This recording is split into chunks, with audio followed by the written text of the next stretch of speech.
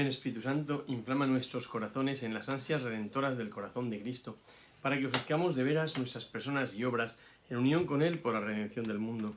Señor mío y Dios mío Jesucristo, por el corazón inmaculado de María me consagro a tu corazón, me ofrezco contigo al Padre en tu santo sacrificio del altar, con mi oración y mi trabajo, sufrimientos y alegrías de hoy, en reparación de nuestros pecados y para que venga a nosotros tu reino. Te pido en especial por el Papa y sus intenciones, por nuestro obispo y sus intenciones, por nuestro párroco y sus intenciones. Oh Señora mía, oh Madre mía, yo me ofrezco del todo a ti. En plena mi filial afecto te consagro en este día mis ojos, mis oídos, mi lengua y mi corazón. En una palabra, todo mi ser. Ya que soy todo tuyo, oh Madre de bondad, guárdame y defiéndeme como cosa y posesión tuya. Amén. Nuestra Señora de los Apóstoles ruega por nosotros. Vamos a ir adentrándonos en este sermón del monte. Hoy culminamos la introducción del Sermón del Monte con este fragmento tan bonito, que es como la tercera parte de esa introducción,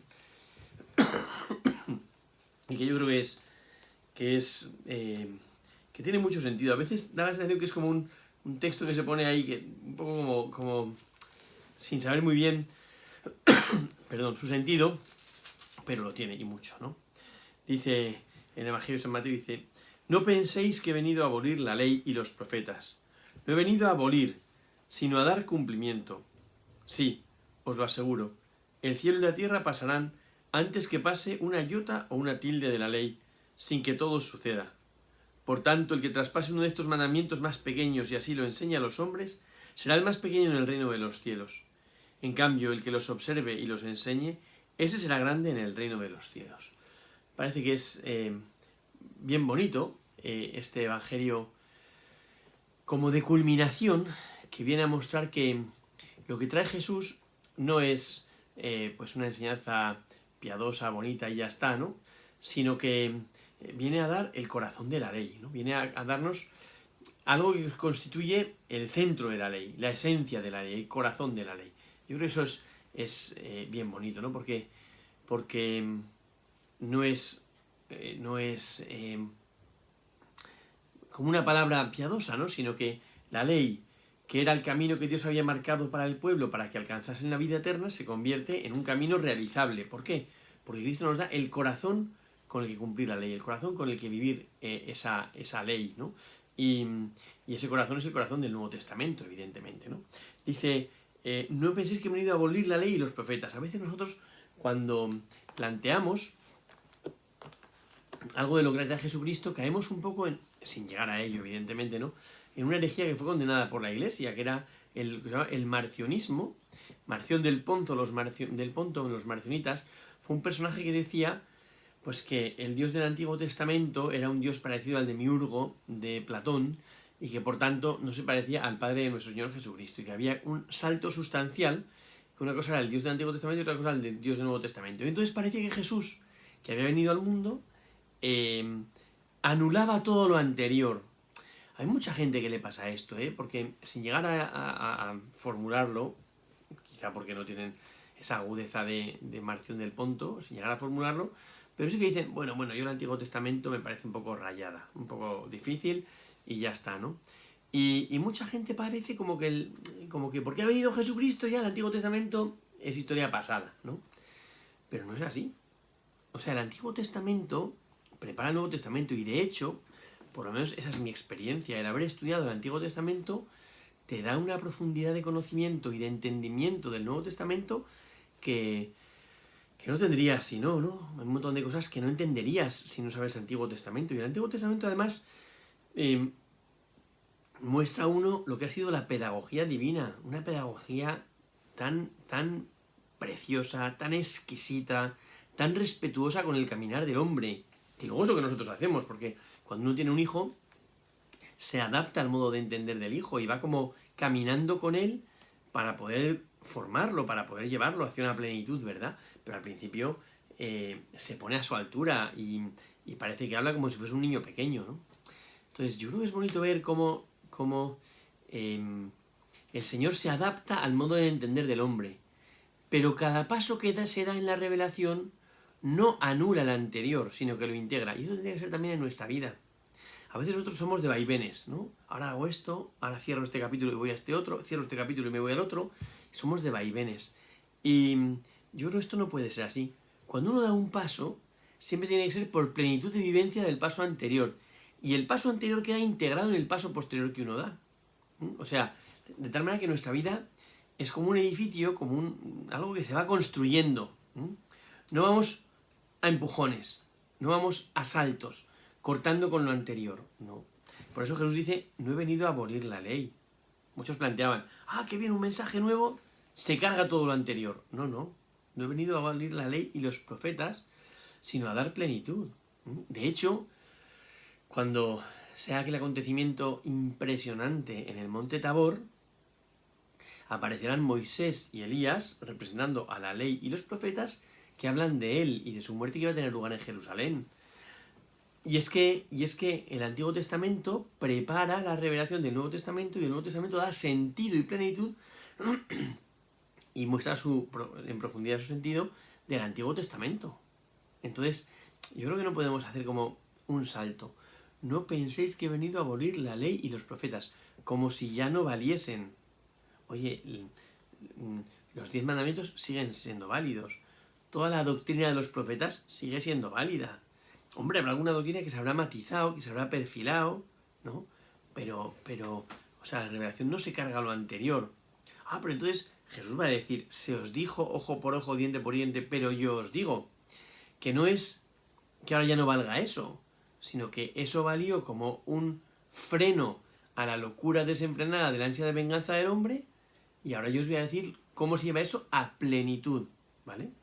Pero sigue siendo, pero integrando ese paso que uno ha dado, ¿no? Yo creo que es importante. Entonces, no he venido a abolir la ley y los profetas, sino a dar cumplimiento. No he venido a abolir, sino a dar cumplimiento.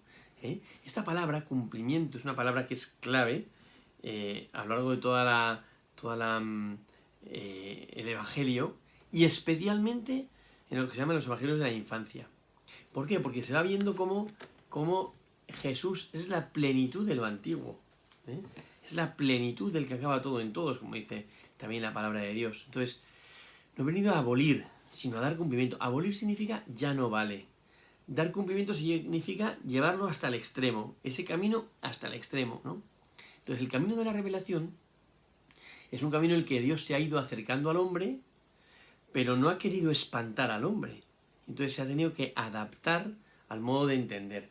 Pero ahora el Nuevo Testamento lo lleva hasta plenitud, ¿no? Hasta el cumplimiento, hasta el final. O sea, hace de él un hombre completo. Completo viene de plenitud también, y de cumplimiento, ¿no? Completo, realizado, terminado, entero, ¿no? Entonces, dice, no he venido a abolir, sino a dar cumplimiento. Es muy bonito esto, la palabra cumplimiento, ¿no? Es realizar totalmente, ¿no? Y dice, sí, os lo aseguro, el cielo y la tierra pasarán antes de que se pase una iota o una tilde de la ley, sin que todo suceda. Yo creo que esto es muy bonito porque, vamos a ver, la ley, que se dio en su momento, era un don, sigue siendo un don, porque el hombre vivía en una situación como de inseguridad frente a los dioses, frente a la trascendencia, y no sabía muy bien cómo llegar al cielo. Entonces, ¿qué es lo que se hace? Se le ponen unos límites fuera de los cuales el hombre se destruye a sí mismo y por tanto no alcanza a Dios. Entonces, la ley, ¿qué marca? Marca como los límites del camino hacia el cielo. Y eso es bonito, ¿no? Porque el hombre se siente seguro dentro del cumplimiento de la ley. El hombre se siente seguro como en ese recorrido, ¿no? O sea,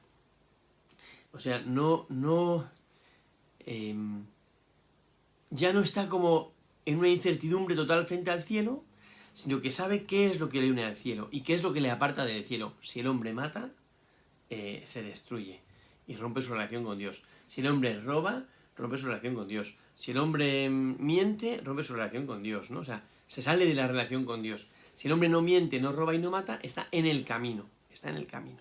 Se le muestra el camino. Ahora, ese camino puede ser muy difícil, claro. Ese camino puede ser muy largo. Ese camino puede ser muy arduo. Es el camino, pero... Entonces por eso dice, el cielo y la tierra pasarán antes de que deje de cumplirse una iota o una tilde de la ley. O sea, no se va a mover la ley porque es el camino. El camino va a seguir firme, ¿no? Va a seguir firme. ¿no? Por tanto, el que traspase nuestros mandamientos más pequeños y los enseñe a los hombres será el más pequeño del reino de los cielos. Claro, o sea, porque en el fondo está como minusvalorando el camino del cielo y por tanto minusvalora el cielo. ¿eh? Ahora, dándonos el camino, ¿se soluciona la vida del hombre? No.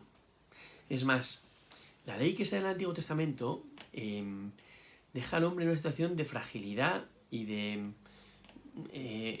agobio, yo diría, ¿no? Porque uno se está comportando de una manera, ¿verdad? Y de repente vas y le haces ver que esa manera en la que se comporta es una manera mala y que esa manera de ser le está destruyendo, y entonces has delatado su mal. Él ya sabe que está haciendo un mal. Perdón, él ya sabe que vive como en el mal, ¿vale? Pero ¿qué pasa? Que ahora hay que afrontar cómo salir de ese mal o cómo solucionar esa situación de maldad, ¿no? Claro, aquí es donde viene el problema.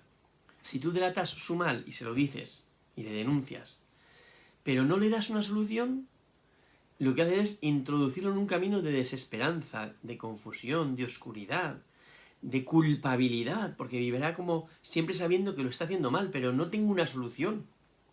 En cambio, si tú le das la manera de salir de ahí, ya sí, la ley es buena, ¿no? Entonces, el que Dios hubiese dado la ley, pero no una solución, dejaba al hombre en una situación un poco de precariedad. Cristo es el cumplimiento de la ley, es decir, aquel que nos da el corazón con el que vivir espontáneamente la ley. Entonces, cuando uno tiene el corazón nuevo del Nuevo Testamento, ese corazón nuevo lleva la ley a su plenitud.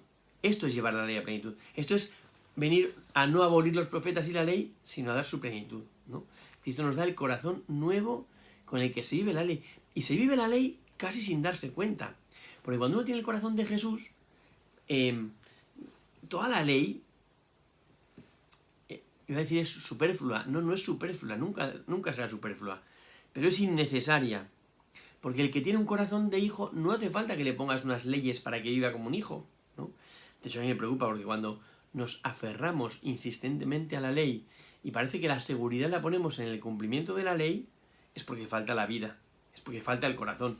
Esa persona que convierte su vida todo en una especie de lista de prescripciones que hay que cumplir. Esta. Todo el día está pensando si ha cumplido o no ha cumplido. Bueno, está bien, quiero decir, no se sale del camino, pero no tiene corazón de hijo. Y como dirían esta gente hoy en día, que se lo haga ver. Porque no tiene corazón de hijo. Y porque el ser cristiano es tener corazón de hijo. Os daré un corazón nuevo y os infundiré un espíritu nuevo. Arrancaré de vuestra carne el corazón de piedra y os daré un corazón de carne. Y ese corazón nuevo de carne es el corazón de Cristo. Estamos en el mes del corazón de Jesús. El estilo del Nuevo Testamento es tener el corazón de Jesús de tal manera que la ley se vive con espontaneidad. Como sin estar forzado. No hay que coaccionar a la gente para que cumpla la ley. No. El cumplimiento de la ley se vive como por identidad, no por presión, ¿no? Una especie de presión exterior, hay que cumplir la ley. No tiene sentido. Uno que tiene un corazón de hijo, no tiene sentido que le digas, como no te portes como un hijo, te enteras, te pongo un castigo. Pues, o sea, es que soy un hijo. O sea, me parece ridículo eso que se me plantea, porque soy un hijo y vivo como un hijo, y mi ilusión es ser hijo. Y ya está, ¿no? Entonces, no tiene sentido que me presiones a vivir como hijo, porque ya vivo como hijo, ¿no?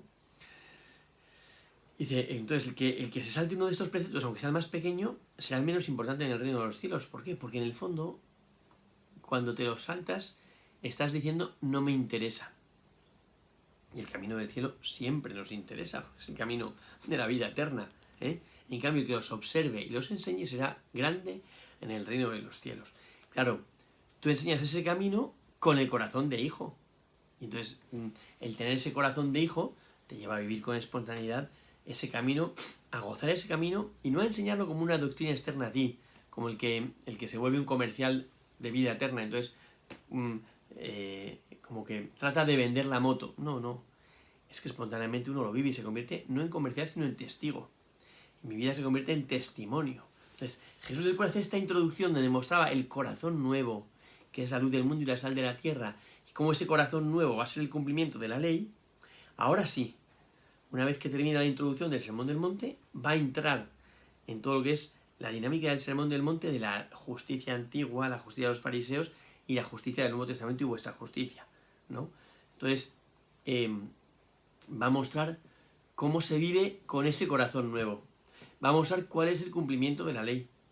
Va a mostrar lo que es, de una manera fácil, inmediata, como sin proponérselo, el vivir esa novedad del Nuevo Testamento, que es el corazón de Jesús, ¿no? Que es tener ese corazón. A mí me encanta en las apariciones de Pared Demoníaca de Santa Margarita María de Alacoque. Ella cuenta cómo estaba rezando una de las veces y se le aparece el corazón de Jesús y coge su corazón, el de Santa Margarita, lo introduce en el corazón de Jesús, que era una especie de fuego ardiente de caridad, ¿no? Lo introduce en el corazón de Jesús. El corazón de Santa Margarita se vuelve incandescente, le hace brillar, vibrar, arder de amor por el Señor, y se lo vuelve a colocar a Santa Margarita María de Alacoque. Y de hecho ella dice que desde entonces tenía como una especie de dolor en el pecho, ¿no? Como del corazón ardiente, de las ansias redentoras de ese corazón nuevo, ¿no? Es bonito, porque yo creo que en el fondo la vida cristiana es esto. Es por contagio de amor, no solo de admiración, a veces nos quedamos solo en una admiración humana a Cristo. Y yo creo que, es verdad que Jesucristo tiene muchas cosas para admirar, evidentemente, pero yo no quiero quedarme en una especie de entusiasmo o fascinación externa, sino que quiero sintonizar con el corazón de Jesús, vibrar con el corazón de Jesús. O sea, que lo que le pasó a Santa Margarita María de Alacoque a mí me pase. Es decir, que el Señor tome mi corazón y lo haga arder de amor por Jesucristo, lo haga vibrar de amor por Jesucristo, pero por contagio de amor, no por, a ver, me voy a esforzar para que mi corazón arda. Pues no. Si yo me esfuerzo y pretendo gobernar mi corazón con la voluntad, estoy apañado. Y al final tendré que escuchar en lo que dice Jesús en el Evangelio, que tardos de corazón sois, para creer lo que dijeron los profetas, tardo de corazón, o duro de corazón también, ¿no? Eso es el que pretende gobernar su corazón con la voluntad. ¿Por qué no? Porque al final el corazón hará saltar todo por los aires, porque el corazón, que es el afecto, es el que dirige a la persona. Si el afecto se polariza, toda la persona se polarizará, su sentimiento, su voluntad y su inteligencia. Toda la persona se polarizará. Por eso lo que tenemos que pedir al Señor es que nos gane el corazón, que nos gane el afecto, que nos dé ese corazón nuevo en sintonía con el suyo, de tal manera que uno viva espontáneamente la ley. lo que queremos, lo que se busca en la revelación, precisamente es esto, es que el hombre tenga ese corazón nuevo, que es el corazón de Jesús, y teniendo ese corazón nuevo anticipa ya la eternidad del cielo, claro, se saborea ya o pregusta ya lo que es la eternidad del cielo, ¿no? Entonces, la meta, yo diría, que estoy seguro, la meta de la redención es tener el corazón de Jesús. Y sintonizando con ese corazón manso y humilde, que es el corazón de Jesús, que se expresa en las bienaventuranzas, por supuesto, y que ahí en las bienaventuranzas muestra un camino cierto de vida eterna. Bueno, teniendo ese corazón de Jesús, entonces sí, pues ya puedes vivir como la lógica del Nuevo Testamento, la lógica del reino de los cielos. Todo lo que viene detrás en el Sermón del Monte, que es tantísimo y que es yo creo que es de lo más comentado, ¿no? En pues, todas las homilías y tal, y en los temas cristianos, ¿no? En el fondo no es más que explicar cómo es este corazón, cómo se vive la vida con este corazón nuevo de Jesús, ¿no? Cómo se vive la vida con este corazón, que es un testimonio porque es luz del mundo y sal de la tierra, y a la vez cómo se vive la vida con este corazón que da sentido y plenitud a toda la revelación anterior, que hace entender la belleza, porque es belleza, la belleza, la grandeza y la inmensidad del don que supuso la ley. Que la ley es una gracia, es un regalo de Dios, ¿no? Y que esa ley, pues, que nos abre el camino al cielo, se puede recorrer fácilmente teniendo el corazón nuevo de Jesucristo, que ese es el ser cristiano. Bueno, pues ojalá que vivamos así siempre con este corazón nuevo que nos hace fácil las cosas difíciles. Gloria al Padre, al Hijo y al Espíritu Santo, como era en el principio, ahora y siempre, por los siglos de los siglos. Amén.